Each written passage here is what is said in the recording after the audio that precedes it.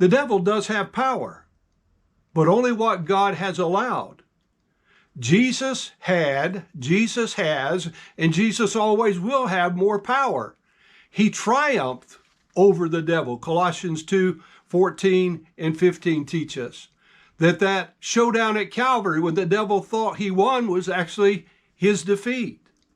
The great showdown at the high noon of history did not occur at the OK Corral in the old west of the United States. Rather, it occurred on a hill called Calvary or Golgotha. And Hebrews chapter 2, verses 14 and 15 teach us that in doing so, Jesus destroyed him.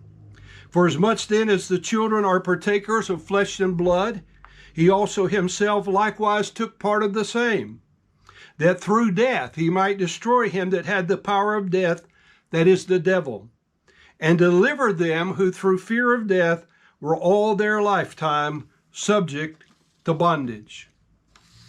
Now there's one other angle we should consider together, and that is Revelation chapter 12 and verse 11, which refers to an at-a-point action which caused some to become overcomers. Three elements are revealed by which they overcame. The blood of the Lamb, that causes their spirits to have overcome. The word of their witness, that causes them to be overcomers in their bodies.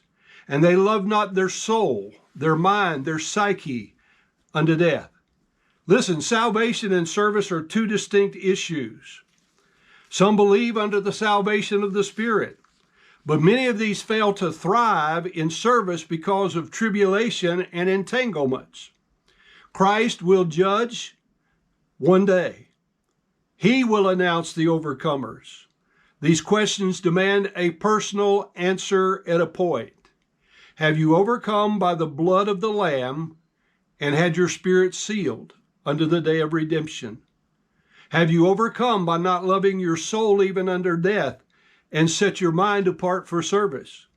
Have you overcome by the word of your witness to manifest Christ as the crucified and risen Savior to the world by your words and by your works?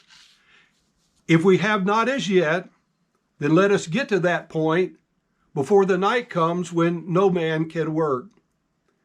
Finally, note with me in the messages to the seven churches that there was a promised reward for the one who overcame the noted deficiency by faith obeying Christ as he had revealed himself as that which was lacking.